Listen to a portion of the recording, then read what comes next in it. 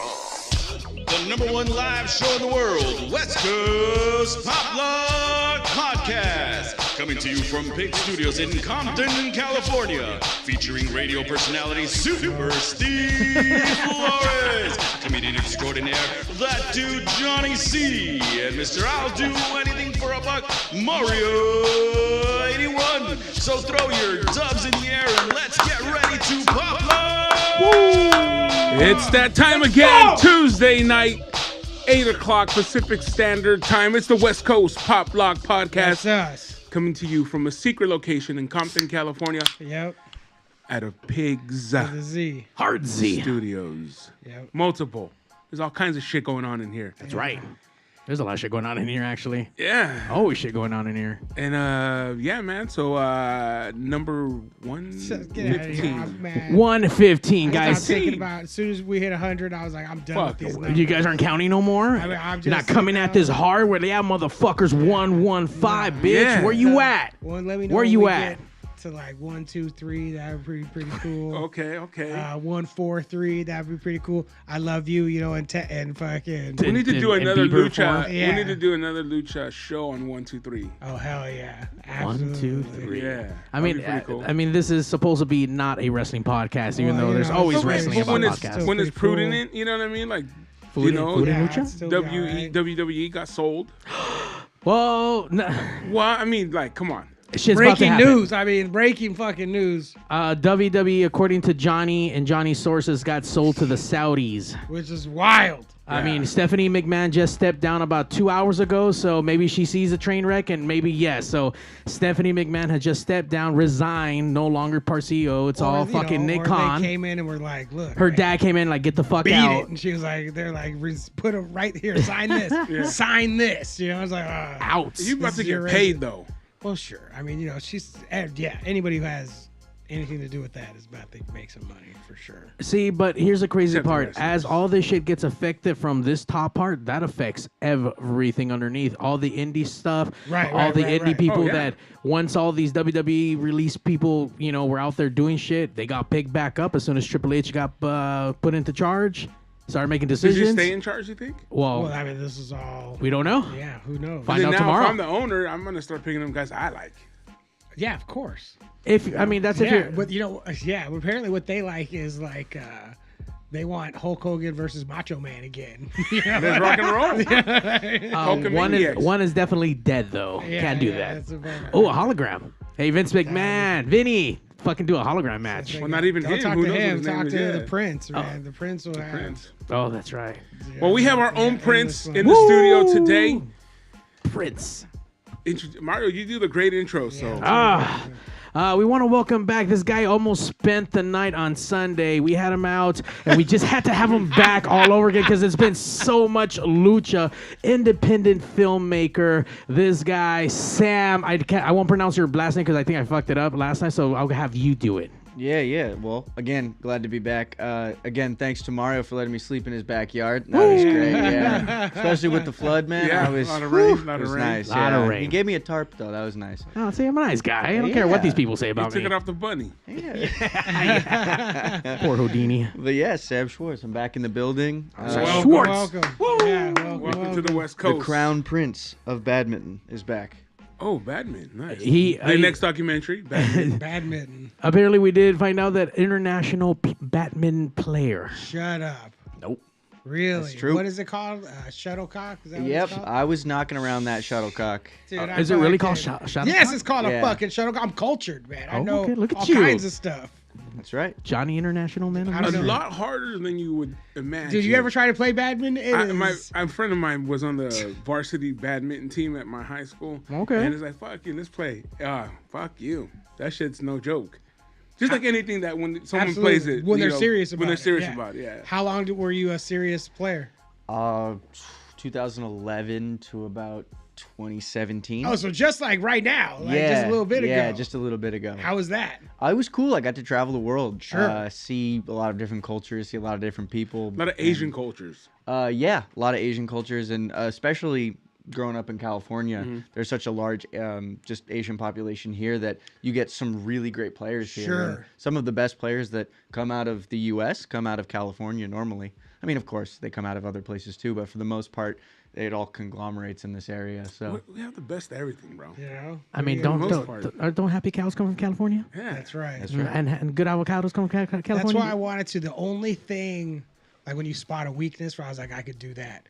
So when I moved to Minnesota in 2010, I found out that the Olympic curling team were all just like beer league players. Like these were not trained elite athletes. These were just some beer leaguers that fucking made it through it. I was like, this is it. I'm moving to Minnesota. I can do this. You know? Dog, Yeah. you don't have to move to Minnesota. Los Angeles has its own curling facility. Oh, do they really? Based out of Vernon, California. They opened about a year ago, and it's going to be they host certain things by USA Curling. They're crazy. I've met the guy that runs it. It's an incredible spot. So if you're ever looking to go curl with some friends, you got to get down to See, that California's spot. looking to take over that too. We didn't have it. We'll take that too. We don't even have ice here. We'll take that from you. We'll freeze some water. Were there any Olympic aspirations? I definitely had the offer. You know, people were shit. people were like, hey, like, do you want to commit? Because when you take an Olympic offer, it's like, not even just from like coaches and stuff. They're like, you have to commit like 4 years of your life to this. Absolutely. And I was like, I already was training, 15 hours a week, and it wasn't really cutting it for me anymore. So I decided to go off and go tell a story about lucha instead. yeah. You know. Nice. Is that when this documentary came about? When you started? No. This one started to come about in like 20. This one. So this is not your first documentary. No, it is not. Let's go. Let's Yeah, rewind let's run it back. Let's run it back. Let's start at your first. How did you become a documentary filmmaker? Okay, so if you really want to know the real story, I do. I was in high school, and I did this story about bunnies. Super weird, but it was this place that took bunnies that people didn't want, because a lot of people thought that bunnies were like dogs. Turns out they're not. They're like a completely different animal. Yeah. And people would return them when they didn't want them, which is messed up, but it's just the sad truth of it. And I only had a minute and 30 to talk about this piece, and I was like, there's so much more here, but I couldn't in high school. So when I got into USC and I got into the journalism and film program, I was like, I want to devote myself to really delving into these incredible things. And so that manifested itself in my first documentary, which was about women's roller derby. Hell oh, yeah. nice. Hell yeah. Yeah. Circa what year? This was 2019. So as it happened. So but current roller derby as it's going on Yeah, right now. exactly. Oh, super exciting. Yeah, super cool. Gals based out of Gardena, known as the LA Derby Dolls. And, oh, I'm sorry, that is not correct. They are LA City Roller Derby. You're about to get fucked up Oh, in a man. minute, bro. It's Like, confusing. I gangs knew right a there. girl that did that. Her name was Coach. That was her nickname. Hell She was yeah. Coach? fine. I know a Fine. fine girl who did roller derby too. Yeah. Fine tattooed girls Yep. love roller derby. You know? Go ahead. No. And that was my first little dip my toes in the water of Hell yeah. doing that. And that documentary was very fortunate to have aired on Spectrum News 1, the local news cast of Sure, Southern that California. channel comes on every time you turn on TV. That's right. That is Yep. what is on there. That one got a cool 6 million views, and Fuck yeah. same with this one, same production, same place, and just fortunate to be here and be doing stuff like this and making stories that shine lights on these interesting subcultures that maybe people wouldn't see otherwise. So this is only your second documentary. Yeah, this is number 2. Well, no, third, because you did the bunny one, which was Well, no, that was only a minute and 30. but still a documentary, right? Well, I mean, if we want to talk about that, this is probably story number like 40 or 50 for me. Hell oh, yeah. nice. Yeah. So by that metric, sure. But I mean, in terms of like long form, because this is 35 minutes, right? This isn't no like, oh, this is a minute and 30 about a cute little, bunny event. Again, not cute, but you know what I'm saying. So Do you do everything yourself? Do you do the camera work, the whole nine? Yeah. So this was entirely done by me. Oh shit. It was not. It was hard. I'm gonna be honest with you guys. It's yeah. really, really hard. time consuming. Yeah, I probably put in, like, if you were to count the actual hours, like more than a month's worth, Oh, yeah. just like of 24 hours, Yeah. But I shot it, I edited it, I did the color correcting, I did the audio, I reached out, I made all the interview questions, I directed it, I produced it, and then of course I had advisors help me, as all good documentaries do. But yeah, it was definitely a labor of love. So anytime I see it, you look at me, I'm gonna have a big smile on my face. Yeah. Why not? It's your baby. So is this what you do now? You're a documentary filmmaker? So after this, I decided to do something that had a little bit more job stability, because the life of a documentary filmmaker This is what I was getting to. Absolutely. is especially not very secure. So right now I'm working as I'm working as a staff videographer. So, Hell yeah. And we're working on stuff right now that really mimics the style of documentary, and I get to go out to their audience and try and honestly shape a landscape that has not really been that open to this style of storytelling. So it's kind of an exciting experience because I get to try something that these people aren't necessarily so used to. Absolutely. And especially now, I mean, you guys look at Netflix, you guys look at Hulu, documentary is in right now. Yeah, yeah, 100%. And that's cool. You get to try new things and get paid. right. You know, hone your craft while getting paid on someone else's, dime or even like, getting new ideas and working with new people. And it just makes your creativity and your product a lot sharper. I'd like to think so. Yeah. So But like long term, is documentary filmmaking what you? It's, absolutely. I mean, if you told me like what's the end Right, goal, that's- it's like I would love to be somebody like somebody. You guys ever seen the CNN documentary series that they put out? Those things are amazing. Mm-hmm. Just like they span, I think, over like 10 years, and you Yeah. get to see like they did the ones about the eras, like the 90s, the 80s, the 70s. Those rock. I would love to be on something like CBS Sunday Morning. They have those like 12-minute pieces, and this is it's a little bit longer than 12 minutes, but just stories that don't necessarily take like 2 years to make, but Sure. take longer than a month to make. I want to find that happy medium in between. ESPN's 30 for 30s. Oh God, if I Those could are work, so good. If I could work, if I had a dream. You guys ever seen the documentaries called Untold? They're on Netflix. They did the Manti Te'o one. Absolutely. Yeah. Yeah, they did the Malice at the Palace. Those are some of the best The Malice documentaries. at the Palace is so good. Right? Whoa, that Oh. is such an incredible. Have you seen that one? Yes. It's so good. So if I had a dream, it'd be to work there, because not only do they tell these really pertinent stories that are large within media during that time, they take it from the perspective of the players, a side that we did not get to see. Sure. And that's like the beauty of like filmmaking, is sometimes you can get a perspective that was unseen beforehand, and they've totally figured themselves out in that sense. And every time I watch one, I'm just like, this is a masterpiece. They pick such good stories too. It's like, oh man, this is. I sometimes prefer watching documentaries over like a movie or stuff yeah. like that. Yeah. Because not only do you get to watch something awesome, but you also get to learn if you didn't know stuff, and like Sure. that, getting a perspective of the players might change your idea of what really what happened. you think happened. Yeah, exactly. Yeah. I mean, again, that's just like what makes documentary Right. and what makes it great. So it's cool. I mean, you guys got favorite ones probably. I'm trying to think. A lot of those 30 for 30s are dope. Yeah. You know what what I mean? I was going to ask you from a documentarian's point of view, how do you feel about subjects of the documentary having any kind of input into the, because I'm of the opinion that if your subject is involved, it's no longer a documentary, it's a commercial. Are you saying in like the production? Like Michael Jordan. Oh, Like Michael yeah. Jordan Or like had the Magic editorial- Johnson had one. editorial fucking Yeah. control over a lot of that stuff. And that's not a documentary anymore. Now you're making a commercial that this guy, even my favorite baseball player of all time is Derek Jeter. I couldn't get through The Captain, the 7-part documentary, because it was like just a commercial for his career and like shining him up the whole time. And it was like, dude, this is not a documentary. This is fucking a shine piece, which is fine. But that's not the same. call it what- thing. but that's call it not what the it s- is. Right. That's not the same thing. 100%. No, I mean, I think it kind of depends, because like I saw one on Netflix about the Redeem Team.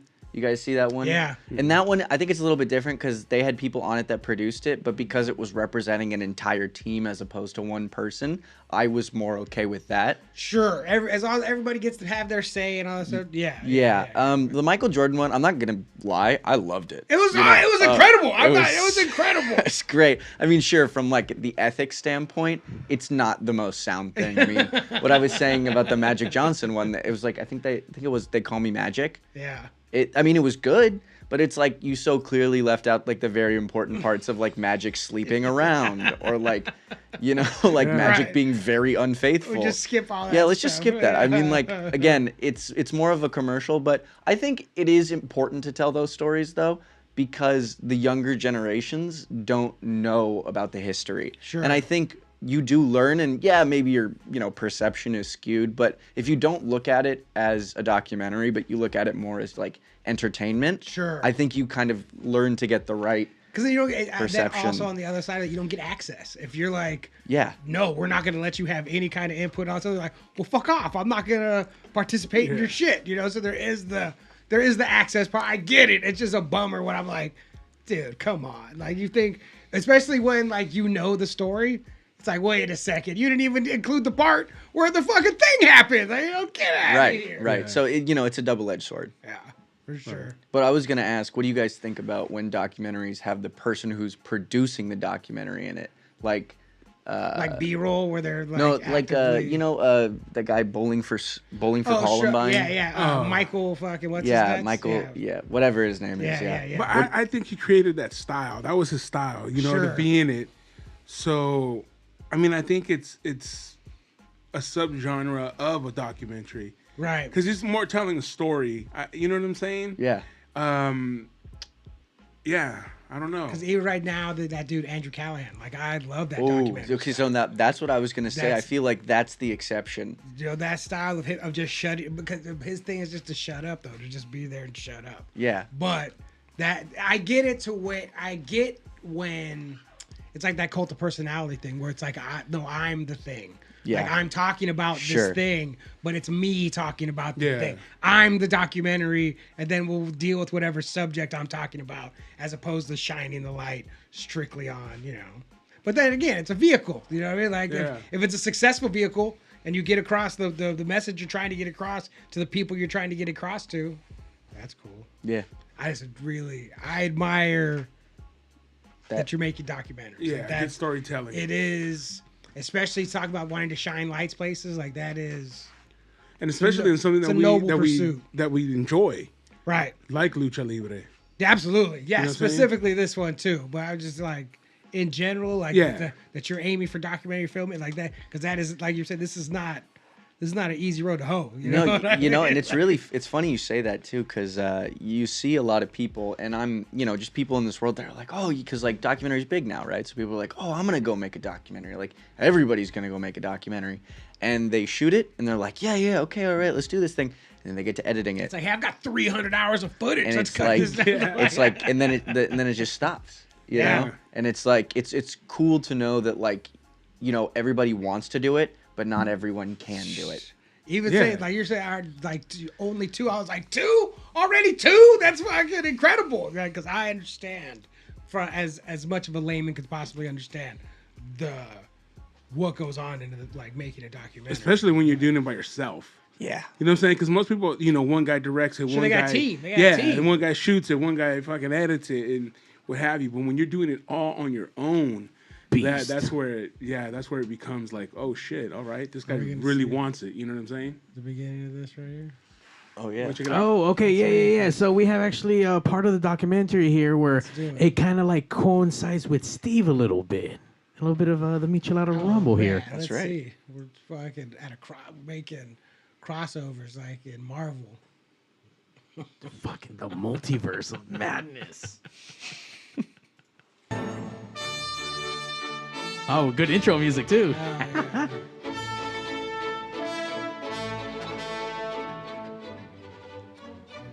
Quita los niños de ahí. Look at that banner. Look at that production right there.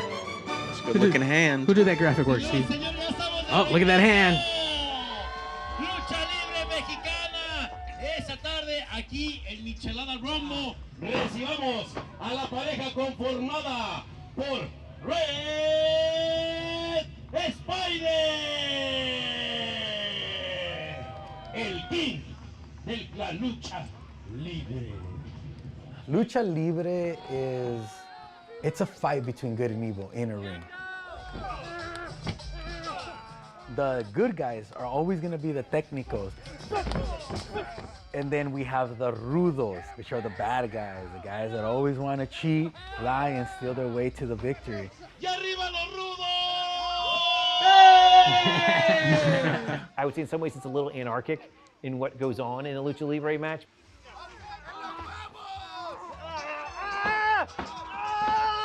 There's a fixed ending, but how you get there is unscripted.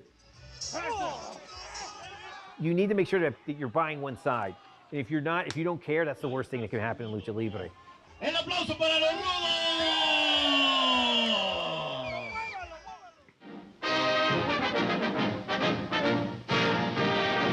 The masked marvel from Montana steps into the ring in Seattle for a bit of mayhem with the noted pretty boy of wrestling, Gorgeous George from Hollywood. It's originally an American who brought the mask down. There was a stock character known as like the Masked Marvel in the U.S. The masked marvel has other ideas, namely to stick his oar in. Killing the to business. This, the ref Look at takes these guys exception, killing the but he wrestling might as well have business. stood in bed. He took on an old seafaring man So who they like to knows pretend his it was always ropes. so serious and stuff. And Like, so a get guy the comes look down at to the him. U.S. and You know, wants to do a Masked Marvel character. But over time, then the mask takes off among professional wrestlers. It's a culture from Mexico. This is cultural. By the way, first And even time here in beautifully Southern shot from the California, Michelada there's a Rumble. lot of Holy Mexicans shit. that migrated, they just brought their traditions over. So you go to a little mercado or a swap meet, you're always gonna see wrestling masks, and because of that, you respect it. You want to make sure this is important. This is not something you just take off, throw away all of a sudden like it meant nothing. To me, this pretty much means everything. Yeah, this is me and this is me. It's just that, like everyone, there's two parts of us, and I get to actually go out there and just get to experience them, you know, in front of a crowd. Hey. I see you, Mario. Yeah. I didn't sign no waiver, by the way. I can't, I'm looking for me.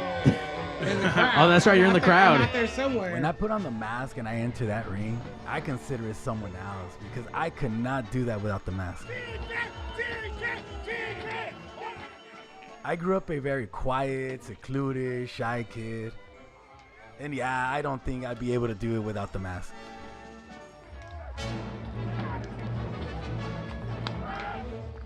For some of the wrestlers, then it's this idea that you are hiding behind this, that it's your persona. I think maybe a practical reason might be that then you could go live your life and people wouldn't bother you. Y la afición apoya a los Chickens!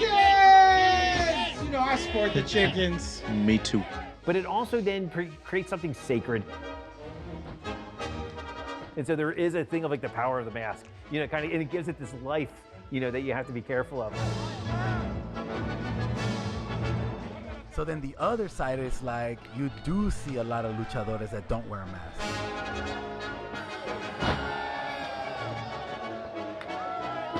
And that's fine because a lot of wrestlers step into this business without wearing a mask. you at, Johnny? And they're amazing luchadores. I don't think I was here this It's time. just preference. You weren't. I guess you don't like the chickens. I know. Well, called I out. didn't know they were going to be there. I was never asked to put one on, nor did I really want to. I felt better just being myself, and I just was trying to, you know, create my own legacy and my own dynasty by Taya. just having my face exposed to the world. Yeah, man, it's a good stuff. Where can we all go see this entire documentary at? You know, if you want to see a little bit more of it, just go find it on Vimeo. It's La Lucha, a Lucha Libre documentary. And it's there. It's 35 minutes. If you got 34, you can still watch it. Now, what did you see? When was the first time that you came in contact with Lucha Libre and made you be like, you know what, I need to tell this story? Was there a specific wrestler? Was there a specific match? Or did you and your buddies go out one time and see it? Or I mean, like we were talking before the show, I watched those two TV shows when I was a little kid, Mucha Lucha and El Tigre, which were both sort of like these shows about, you know, you put on a mask and you become someone different. And I kind of just absorbed that by osmosis. You know, I remember the shows, but I didn't really think about that. And honestly, I don't really know what started it. I think, as I said before, like I'm just really into subcultures of Los Angeles, and this felt like a pretty worthy candidate, not only because it's so culturally relevant, but it's also so visually pleasing, right? Yeah. So there was this double-edged interest sort, I guess you could say, where it's like, one, it's super interesting, it's super fun to watch, and two, it's really culturally pertinent. And so together those sort of molded me to go like, oh, I should tell this story. And and I did my homework. I looked at articles, and I read scholarly pieces about them, and then I also watched stuff on YouTube. But I mean, I'll tell you what, nothing prepared me for when I was going to be ringside shooting some of this stuff, because it's like, man, it's just incredible. Yeah. Mark, can you do me a favor right now? Yeah. You know what I want. I got you right here, Johnny. Got you right. Watching the chickens? We don't have no fucking chicken music? Yeah. We don't have the rights to the chicken music. I'm just saying, I saw these chickens wrestling and I fucking need to hear the music. You That's know, all. chicken. Yeah. We got people chatting online. Rudos. Arriba Rudos. los rudos! Okay, you have. What advice would you give to you now to start when you're making a documentary? What? Okay. Making this one or making just another one? making a documentary. What do you know now that you? How about this? What do you know now that you should have known then? So many things. Everything. I mean, seriously, you come in one person and leave someone completely different. I'll tell you, like, accidents will happen. I think that's kind of the thing, and you just kind of have to live with those.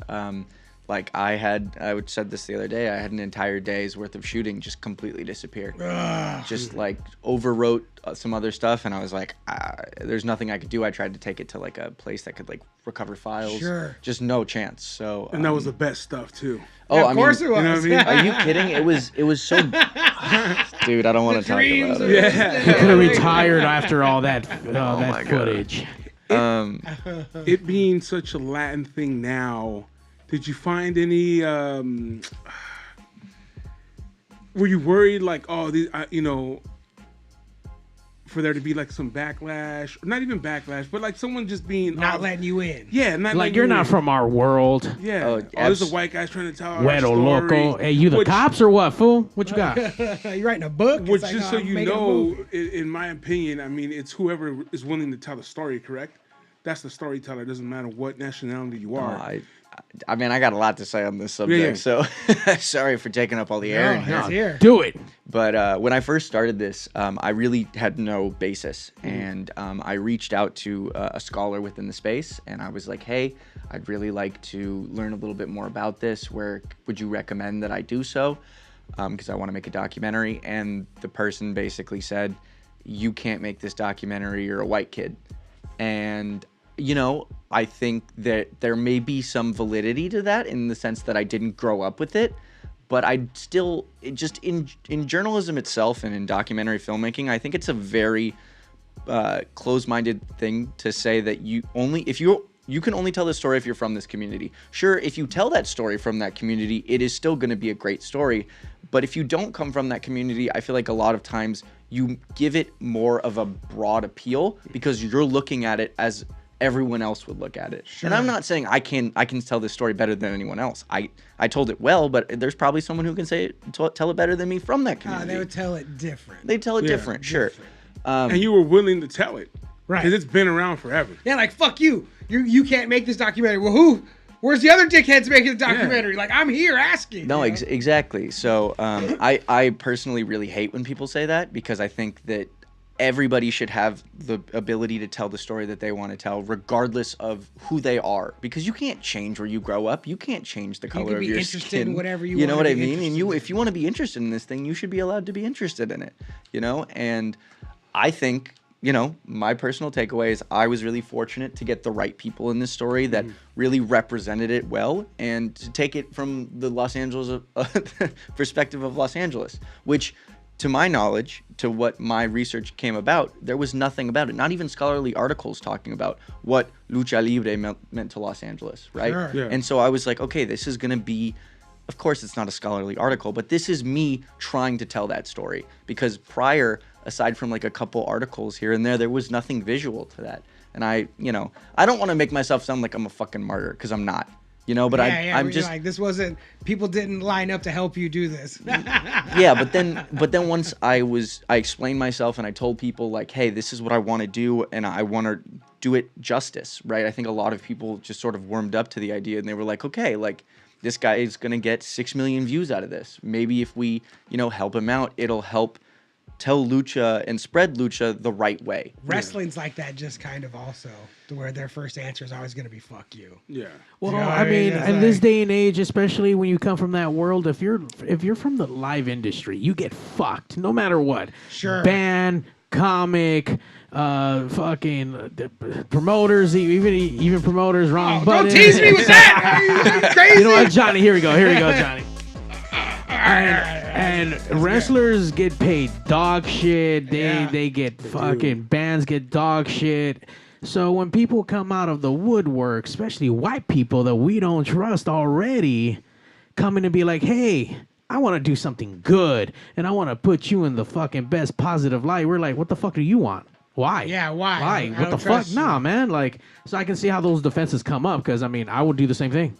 I would be like, I don't know you, dude. Like, to let you into my world and whatnot. But obviously, it's amazing that people can kind of see the other side of that. Like, yes, we need to get the word out there. We need to be able to kind of, bring awareness, I guess, or just share the culture. Yeah, But and my question was really from a point of view of like even Latin kids crossing the other way and not having fear, and you showing that you didn't have the fear in wanting to do this documentary, knowing that there might be some obstacles.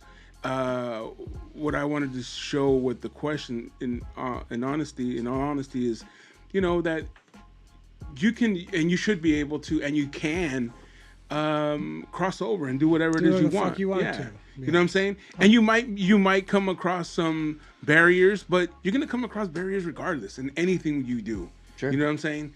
And if that's gonna hold you back from doing something that you love and something that you're very interested in, maybe it's not for you. yeah, it's not for you. And you know what? All you can really do is tell the story truthfully.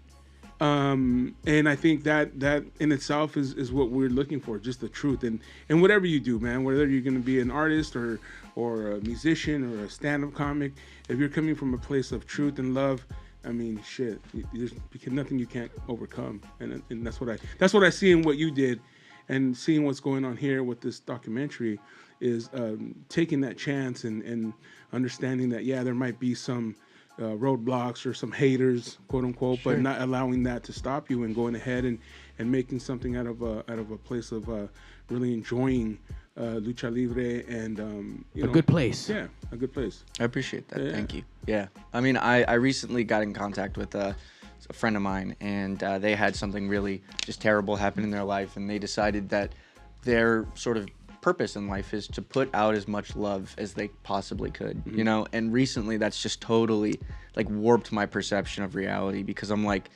there's just so much, animosity and like hate out there, and it's just like, if I'm gonna just live my life, I want to do it the right way, and it's just like spreading love and just showing that passion, right? Yeah. Showing those passions that people have. So I'm glad I got the opportunity to do that, honestly. Hell yeah. Super, super grateful. Is there something that you weren't able to tell in this documentary that could possibly create part 2? That's not good. not that it would, but because I'm sure that you evolve and you go to other things. But are there things that you might have left on the cutting room floor, or things that you didn't get to that you're like, oh man, I wish I would have been able to put that in? Yeah, no, so much, right? Like stuff like my main character Zocre, he had this like very, very beautiful story about how he fell in love with lucha, because like he crossed the border, and the only thing he could do was stay inside and watch lucha, because he couldn't go out on the street, and out of fear that he would get deported, and like that's like such a potent thing. But I mean, I had to know my audience, and my audience didn't unfortunately come to hear his full life story. They came to learn about lucha libre and what that means in Los Angeles, right? Yeah. And unfortunately, I had to cut that out, because it's just like it was getting too deep into him, and the story's not just about him. Sure. You know what I mean? So maybe this could be one of those small little 10-minute pieces where it's just a special spin-off on just the main character. On that one story. And if he's kind enough, maybe he'll let me do it. How much time did you spend down at Santino Brothers? I probably spent like 5 hours there, just shooting and getting the whole thing down. Those guys, those are That's where PCW. That's the feeder school into there. Got it. Yeah. Those guys are good, man. Yeah, man. Those guys are Santino Brothers really is good. cool. And it's cool because like you see their faces, right? Like, when you're doing this, and you're like, oh, it's just like average guys, and like some of them are like on stage in masks, and it's like, oh, you would have no idea. Sure. You know, to everyone else, they're just average Joes on TV. They become another person. It's crazy. And when you filmed in Compton, right there, was that where they have all the horses and everything? Mm-hmm. The farms. Did you get one of those special drinks that they make with the goat's milk or the What? Yeah, there's this crazy. I think it's picarete or something. It's tequila, coffee, chocolate, goat's milk, and then they light it on fire. Yeah. What? Yeah. And you get this where? Like out in Compton at those like ranches and stuff where they have with the No horses shit. and stuff, and have like goats or cows in there. Yeah. And yeah, they make them. What the fuck? Yeah. I want to hang out with you more. I know. Yeah. Man, I've been here fucking 40 plus years. I've never heard of that shit. What the fuck? And you can go and buy them. They actually sell them. Just sell it like that? That's Go next there. week's episode, man. You guys are gonna get some in the middle of the table. And then, whoop. Well, Flaming because drinks it's over here. because it's High in alcohol. non-pasteurized. Oh. The first one you have, it ain't gonna be. Oh, sure. Yeah, it ain't Can gonna you be get nice. I have a friend who's looking for some raw goat milk. You get some raw goat milk? I'm serious. I have a friend looking for raw goat milk. Yeah, right here in Compton. Sweet. I don't know. Or if I trust Ontario. it. True Yeah, organic yeah. goat milk. A Yeah, documentary. Raw she's goat milk. Yeah, she's trying to buy non-homogenized raw goat milk. Yeah, you can. Supposed to I'm be sure good you for- can pull the udder yourself. That costs extra on the Only Farms accounts. Yeah. But if you want to pull his, he'll let you do it for free. Yeah. Nice. Absolutely. Did you make your way out to Crash or anything like that in Mexico? You know, I didn't, unfortunately. Well, when this is About more Los valet. Angeles. This is more yeah, valet. this is a Los Angeles show, Okay, but okay, yeah. I mean, if I had gone, it would have just been as like a fan. Okay, You know, yeah. because I mean, I'm a fan now. Yeah. I mean, no, We people- went out there and it was an Yeah. awesome time. Yeah, It was like a great time. seeing Lucha in TJ was pretty fucking cool. You know what I mean? Like we had We had like second row seats. There were 45 Yeah, bucks. yeah. And the crowd participation is at a different level. Everyone's Yeah. into I it. mean, And the things that they just walk around and sell too. They're walking around selling. yeah. fucking Well, giant my drinks mom's and- originally from Mexico City. She was born there, but she was raised in Pénjamo, Guanajuato.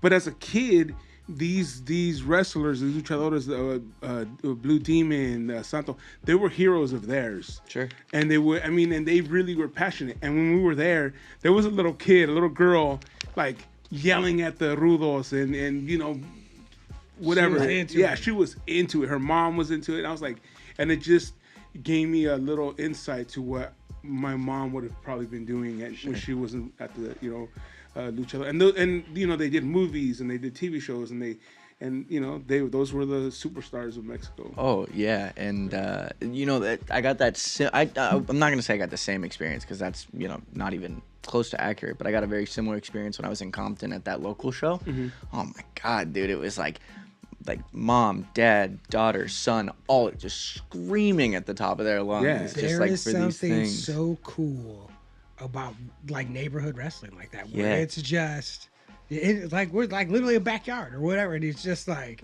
everybody's here, everybody, including the people in the ring, everybody's here strictly because they love this shit. Like there's no, you know what I mean? There's nobody here that's getting anything out of this. These fools are getting a hot dog and a handshake, or in Lucha, they're getting like tacos and a handshake. You know, Goat's like, milk and a handshake. and seeing the neighborhood, like, is, man, that is what, even Tacos and Lucha, man, that's a neighborhood show right there. That is so fun at that bar. And everyone's yelling, and you get to see, you know, Jack Cartwheel, Jack Little Cartwheel's the Cholo, shit, all these yeah. guys come out and, you know, up close, and it's fun, man. It's really fun. Even Lucha Baboom, you know, our boy Mario's involved in over there a lot now, and even that show is awesome. You know, people go and have a great time, man. Have a great time, just having some beverages and The spectacle of it. the spectacle. That's what it is. Guys, and you can have a great time on the 8th and 9th of February. You can get your tickets right now. These are the shows too. Like if you've never been to a Lucha Vavoom show, the Valentine's Day shows are That's like where it started, I think. Right, it did start on Yeah, Valentine's Day. Like Valentine's Day show their is the show. kickoff Like for the year. this is the one. So Yeah. So get come your out, ass guys. down here. Oh, you got some fucking flyers right there? Yeah. Oh, some romanticos. See that? Pasión de Fuego. That's right. Yeah, Oh, there you go. shit. Said properly. Pasión de Fuego. Pasión de Fuego. See, I want to make out with some chick like that with the mask on, bro. Hell yeah. You want to what I wear the mean? mask or she wears the mask? Both of us wearing masks, bro. Yeah. That chick's like, all right, I want to make all your fantasies come true. What do you want? All right, but hold on, I'll be right back.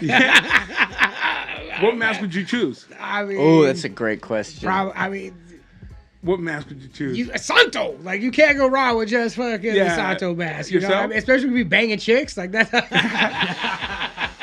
Is there a mask that you would choose? Which would you choose? I guess it would depend on the activity. You know, because like if you did like Penta's mask, it goes like all the way down to here. Yeah. It's like you could do something with that if you need to. But I'm so biased, but I'd probably have to say Zocre. You know, he's Zocre mask? he's my guy. You know, Okay. it's like Yeah, I was thinking Blue Demon or Yeah. Penta. You know, Sure. throw that big old Cero Miedo on him. I'm not scared of this I'm pussy. scared of this shit. Bring it. I don't think I would actually pick a wrestler just so I wouldn't disgrace what I'm about to go fucking do. But at least This was but outside of making your own mask. I'm just saying, like, at least any mask that you have the whole mouth cut out. Like Like- Mr. Wrestling 3, he's got his whole mouth. Just cut out. anything Hey, with the mouth cut out. I mean, I think Zocre's mask is like Yeah, the whole yeah. mouth is cut out. So anything like that. Crazy chick. I can So see that- wearing the crazy chicken Yeah, mask. so that you can your mouth can Crazy open up. puerco. Your mouth can open up wide enough for that dick. Yeah. I thought Johnny was gonna say a crazy chicken's mask with the theme music. Oh, that would be. Now you're making me rethink all my choices. You know what I mean? Like, Do over. no, like, I don't have that much stamina. No, though. I make no. love. I can't have that kind of crazy chicken fuck. No, you walk out and the song comes on, and you come in with the mask. Bouncing on the ground. Yeah.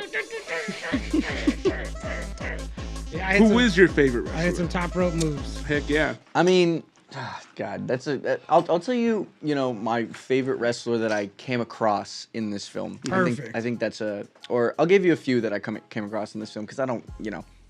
From the local show, there was some guy named El Dragon. He was crazy good. Oh my God, just watching this guy. It's like sometimes you can tell when they have it, just like the it factor. Yeah. And he just had it. And it was just like, I was filming, but I was like, I don't even want to film right now because he's so talented. And he's based out of Mexico. They flew him up or drove him up for that fight. And then from the first show that we saw, we actually didn't see it, but the first scene is the first show at the Republic of Lucha, the backyard show.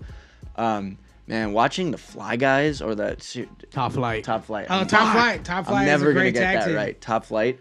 They are just. Do you know that? You know who so they are, talented. Steve, right? Dante You know those Martin. guys? They're on AEW. Dante Martin yeah, and his yeah, brother. yeah. Yeah. They just like, because I was talking with Zocre about this, and it was just like they sort of totally embody the more acrobatic style Yeah. of lucha, and you know he says it himself, like they're doing it right, and they're just like on the ropes every freaking move, and it's like, how do you like have the stamina? How do you keep doing it? How do you keep nailing it? Like. So yeah, from my two, like the two that I discovered, definitely. But I mean, if I'm gonna say like, I'm gonna obviously pay homage to like my boy Superboy. You know, he was super helpful to me, and then I watched his stuff, and he was like a legend, right? Yeah. So. By the way, a friend of the West Coast and the Michelada Rumble, he couldn't make it out tonight. We invited him to come hang out, but he's one of the announcers that's almost all the time announcing the play-by-play action for the Michelada Rumble. Steve, we actually rewounded the file if you want to check out the high-flying action from this doc.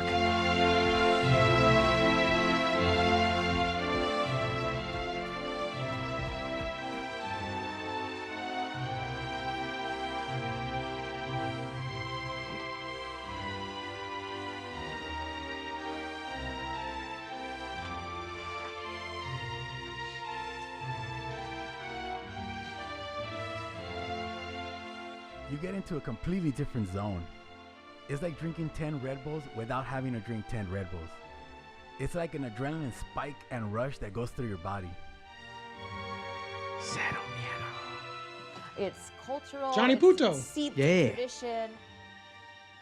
It's evolved over the last 100 years. There are legends about it. there's so many different layers to it, right and there. I just How think it's beautiful so is that visually shot? pleasing. That was. This is my escape.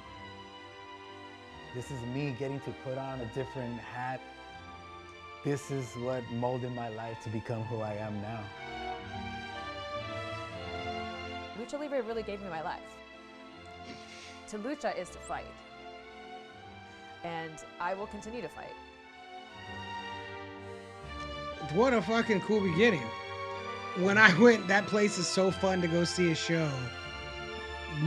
Mario invited me to come out the last time, but I'd never been to the store. Mm-hmm. And when I was walking, I go, "There's no way it's here." Yeah, it's not You know, happening. because I'm just like walking around. There's nothing. You know, you just see like regular ass Pasadena Street, and then it's like you hear a little bit. You hear, and it's like we follow that noise, and you turn down the alley. And then it's just all. You go back there. There's fucking 400 people back there, and it's like, where did all these people come from? All lucha fans. Dude, it's so fun. That's another very neighborhood show. Like, you know, who would think they could do that in South Pasadena? They make it happen. Yeah, dude. And it's crazy how wrestling did. I mean, at least in my eyes, it had dropped down for a while, you know. And then all of a sudden, I remember before the pandemic when we were starting this whole podcast, Johnny's like, "Dude, there's a resurgence coming. Wrestling's coming, man." And then the pandemic happened, and it sort of just stopped everything, of course. And then after we came back, Johnny was like, "Watch, that bitch is still coming." Yeah. And it has. It just seems to be everywhere right now. You know what I'm saying? Oh yeah, and that's so cool. Yeah. I mean, like just like we were talking about before we started this thing, like there's a Marvel Lucha show now. Yeah, which you know is what I mean? fucking super fucking cool. I have no idea what's gonna. I hope it's good. I have my fucking doubts. You know what I mean? No, but no, I'm no, going in open minded. They got wrestlers from AAA. I saw that. So, you know, like- So like the wrestling is gonna be good, whether or not the story is good. Sure, that's okay, right. Which is you the most know. important part. Like Yeah. in wrestling, like the That's most true. important part is the storytelling. So it's like you better do it. Better do it right. I mean, if it's bad, what do? You just turn off the audio and you just watch the wrestling. Sure. I mean, hopefully there's like at Play least some a couple- classical music in the a couple- background. Yeah, Huh? a couple cool characters or something would be. I mean, you've You seen know, those it would be old awesome. Santo movies and stuff. Some of the acting was horrible. Sure, of course. Yeah. But it's just because it's so old school that it gives it that vibe. I'm you just know? hoping they can fucking. Like, I don't even know what you have to go through to get a wrestling show on Disney Plus. Like, I don't know. Yeah, it's You crazy. know, how does that happen? You know, so it's Well, like that just don't shows fuck it up. Like we were talking, that just shows the growth and you know that wrestling is fucking huge. Yeah. So big that Disney bought into it. The mouse has bought it. Yeah, I hope we don't have like a Mickey Mouse with the lucha mask. I mean, you know, Come on, that would be pretty sweet. There's probably a wrestler I don't that know what probably kind of already does that. I don't yeah. know what kind of mask Mickey would wear, but like a T-shirt of just Mickey Mouse in a mask with those little red shorts, but he had like a red, it was like a singlet instead, and he's fucking like ready to go. Nah, man, I would be into that. Johnny just got fired up. Yeah, I would be. Well, I never even considered that. Like. Now I'm into it. now he's gonna be. I'm gonna start. You better copyright that. I'm gonna start booking characters and stuff. Like in my mind, what if they were wrestlers? What's their gimmick? Like all through Disney. It's Goofy, all of them. Yeah, all of them. We're getting a cartoon show. It just happened right now. You heard it. Better copyright that before the mouse takes it. Oh, it's theirs. Don't worry. No matter what. Any thought you've ever had that has to do with Disney, they own it already. Yeah, we got DJ Killer Noise in the chat. Yeah, you got to for sure. They got a Mickey Mouse, just like like Santana Jackson. Did you come across Santana Jackson on your travels? No. Santana Jackson is a wrestler who dresses up like Michael Jackson. It looks like a Michael Jackson impersonator, and is dressed out of like Thriller era Michael Jackson. Okay. And then during the match, as he's doing his shit, he comes out and he's a werewolf. Oh, no way. And then he chases the guy around. They do a werewolf thing, and then he does a moonwalk DDT and pins the guy, great. and that's the whole fucking match every time. Doesn't he do that moonwalk elbow drop? Yeah, he does. Yeah, He does all yeah. kinds of moonwalk stuff. There's No, he does the Thriller. yeah, he does Bam. that like how Yeah. Jack Cartwheel does cartwheels. This Yep. fool does Michael Jackson Hell stuff. He does You're Thriller telling me shit. Jack Cartwheel does cartwheels? Yeah, exactly. That'd be a great match. Jack Cartwheel versus Santana Jackson. Hell yeah. Book it. Yeah. Enchilada Steve, Rumble. you have that power. Yeah. We should You Enchilada have Rumble. Yeah, you got the pencil, man. May Make it 20th. happen. Come on, we're gonna have Jack Cartwheel versus Santana Jackson. For the title. Oh shit! You heard it here first. Who's your current champion right now, anyway? Aquaman. Oh, Oh, maybe a triple threat. Ooh. Aquaman and Jack Cartwheel And and Santana Santana Jackson. Oh, Jesus. Dr. Maldad has He retired. Yeah. But he's going to fight one more time at Enchilada Rumble. Not as Dr. Maldad. As Dr. Maldad. Dude, he's Yeah. he is such a wrestler. Where he retired 5 minutes ago, and he's like, "It's my return." I'm putting No, it back. I told him, I said, you can't, you've been with us since day one. There's no way you're going to retire anywhere else but Enchilada Rumble. Sure. So that was his That was his Lucha Vavoom Vavoom retirement. yeah. His retirement. His true retirement. Man, so we got Dr. Moldad's retirement match, a triple threat between Aquaman, Jack Cartwheel, and Santana Ooh. Jackson. God damn. We're doing your Enchilada job, Rumble Alex. is fucking... It's going to be its own show. We're not even going to have it at the Rumble, man. Fuck. Get outta here. Alex just got replaced as the booker, man. Yeah, he's just done. Oh, so I got a question for you guys. You know, and I know this is your question show, but you mind if I? No, have squeeze at in it. here? Ask. So Conversation. I always like to ask this, especially because I can tell that you guys are really passionate about lucha. But I mean, if we just want to go around, like I'm super curious what like lucha means to you guys. Like, what does it mean to you? You know what? As a kid, I started watching when Hulkamania just had come on the scene, and I really believed some of the shit he was saying, like say your prayers, take your vitamins, yeah. Like, and it pumped you up. It gave you that little bit of positivity. You know, on a Saturday morning, you know, if you're a kid, and I've always been an overweight kid all my life, so you know, you go through your own little struggles day to day. And when you have the Hulkster telling you can do whatever you want, be whatever you want, it's sort of, you know, you feed into that kind of shit, you know? And so that's what I took from wrestling. And then growing up, getting older and hearing the stories of my mom, whenever I get to go to something like Tijuana or wherever, I sort of get a glimpse at her life. When I saw that little girl yelling, I just imagined her. And I think now, since she's passed, those are the moments that I can reconnect because I can see her in those moments. You know what I'm saying? Sure. So it's evolved as a child, as a kid, getting that, you know, oh fuck yeah, wrestling's awesome, and it you know, helping you just go through life. I guess some people do music, some people have, you know, other avenues to get that. I would say that, you know, the Hulkster. You know, and then everyone else that was in it. Because I mean, as soon as the Hulkster was there, he the Honky Tonk Man, the, you know, Jeff Jarrett, the Macho Man, the Killer Bees, the, you know, everybody. And it was just so awesome to see all that stuff. But yeah, that's what it means. Yeah. And then I get to spend a lot of time. Like, I've spent more time with these guys because of lucha outside of the studio. Yeah, for sure. And then we get to enjoy that, you know, whether it's in Santana, TJ, and like hanging out with them, man. It's, you know, I enjoy it. I don't do it enough. So, lucha specifically, like Mexican masked wrestling, is such a Los Angeles thing to me. Like, that's one of the things, or even like a Southern California, like, and this is ours thing to me. That's why I'm so happy that like the documentary is about specific like LA lucha, because it really is like I didn't see, like you talk about not being able to see the forest or the trees. I moved away and was able to turn around and look at Los Angeles and like see, and it was like, oh shit. And like one of the things that's very specific to here is a lucha culture. Like that's not everywhere. Yeah, I mean, I'm sure around there, I'm sure there's a lot of, especially Southwest, you know, southwestern parts of this country. But it's ours. You know what I mean? They may travel there to go do that shit, but it's ours. You know, and it's very.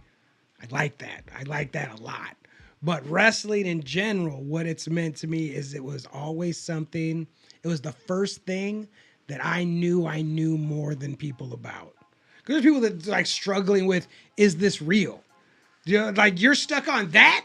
Like I knew 1 second into watching this that's something was up. Yeah. I was like, the only way you could ever, if you've ever experienced real violence, you understand that this is not real violence immediately. You know what I mean?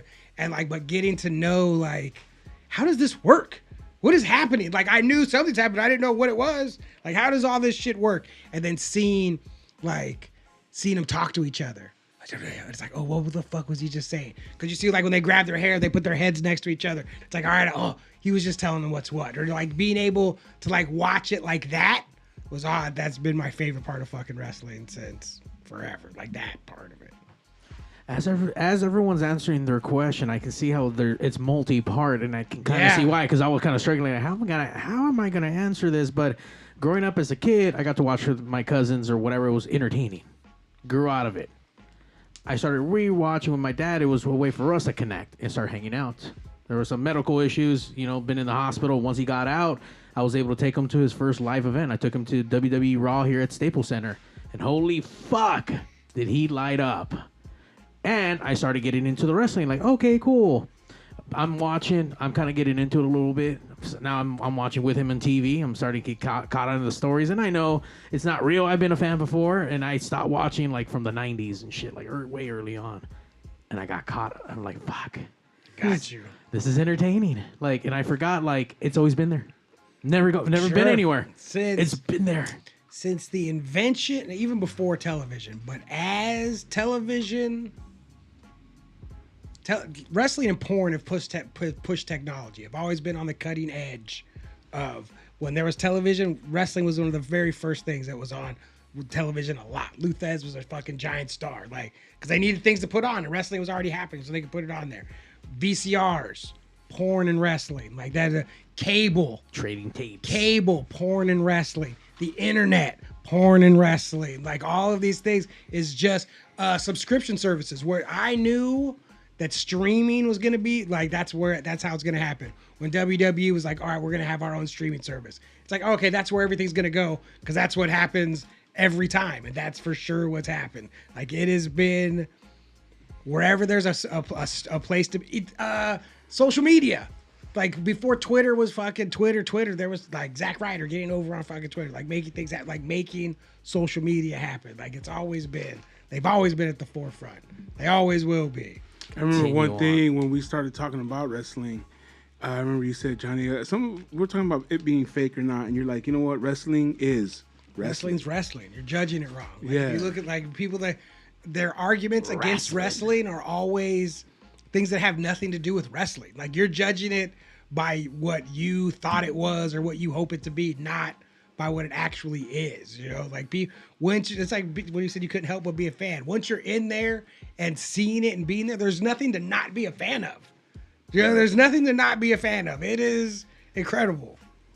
You get gymnastics, you get heavy fucking dudes flying all kinds of places, and if you're into people getting hurt, I mean, that's the best spot for that shit. Like it's insane. And then another thing, too, we had talked about, Johnny always says that wrestling is like a relationship. You're always trying to put the other one over. Yeah, make the other person look better. Yeah. And when I started seeing it like that, I was like, oh, man, that's really true. Because my job is to make you look good. Your job is to make me look good. And if we did that in society, if we did that just in general, how much love would be out there? You know what I'm saying? Not even enough, but still. Too much. It would be like we're overwhelming love. If my goal was to make you look good, and you were doing the same, come on, bro. The trust and respect that exists during wrestling, like if that was just how everybody treated each other, it would be way better. Heck yeah. This would be called Love Podcast.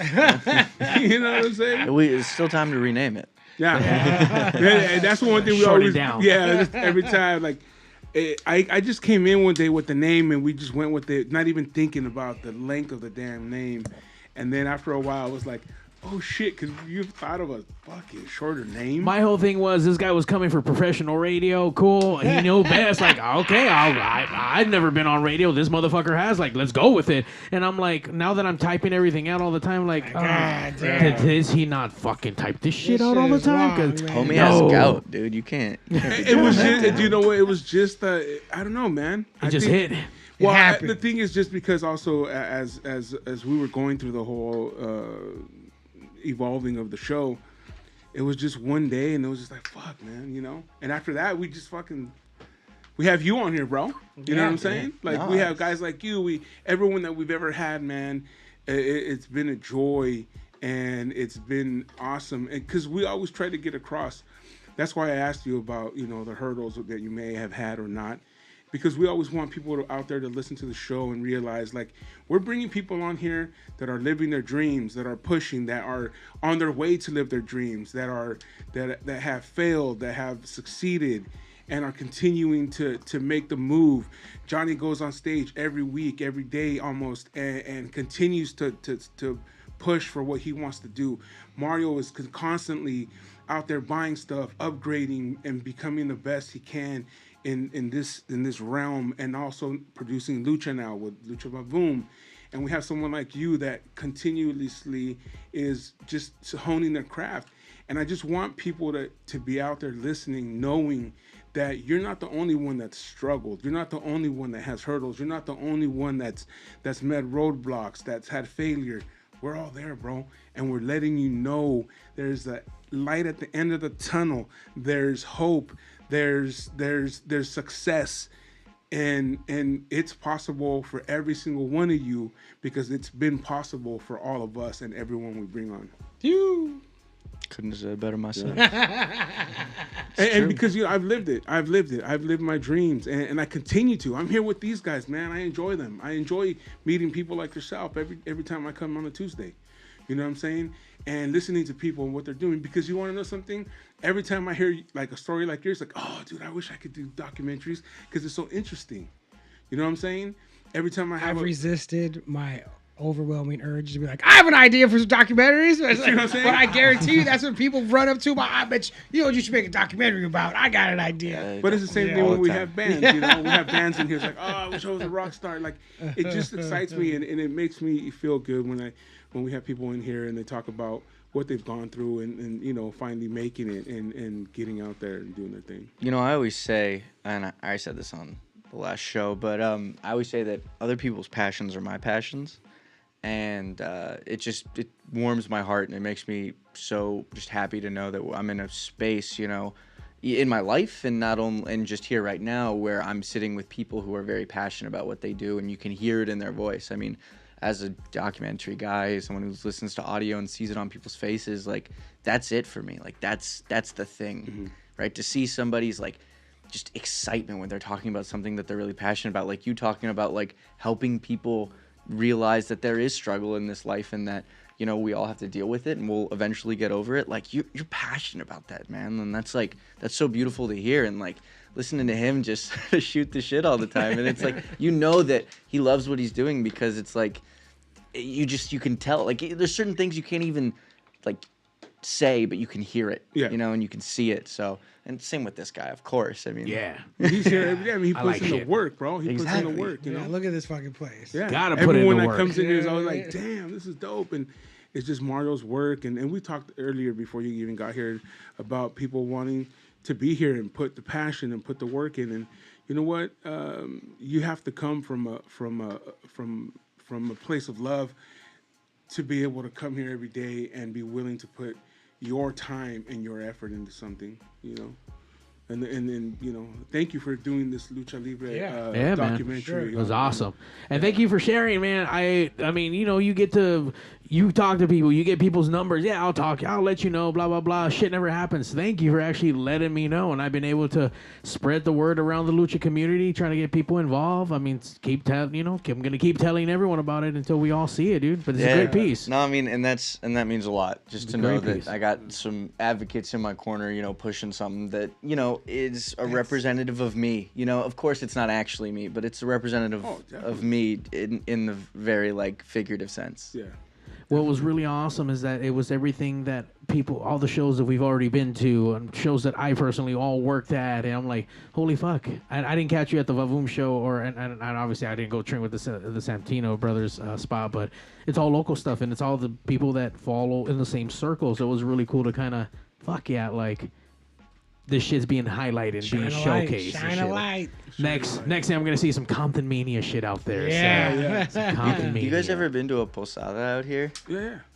No, the wrestling posada. Like a wrestling posada? No, I thought you meant like the Mexican posada. No. I mean, it was a Mexican posada, but it was a Mexican posada with wrestling. lucha. Oh, okay. No, that's a twist. That's what you guys got to find out here, because those things, crazy. I mean, they get there at like a 1 p.m. They eat, they drink, and then like right as the sun goes down, they have like 5 lucha bouts. Oh, so cool.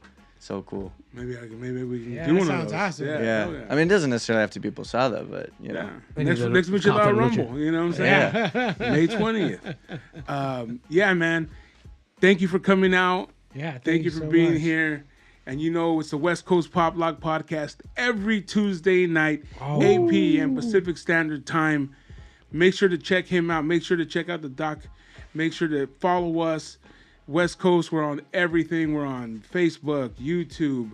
We're on Twitch. That's right now. It's on Twitch. Yeah, we're on Twitch. Probably. OnlyFans. I don't know. We're on it all.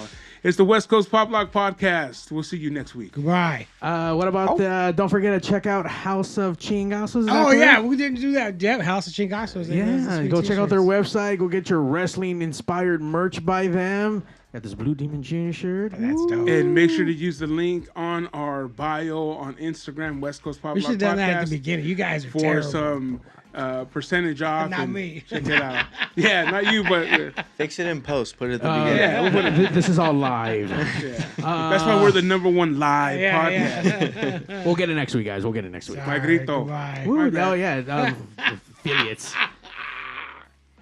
Horrible. Thank you, guys.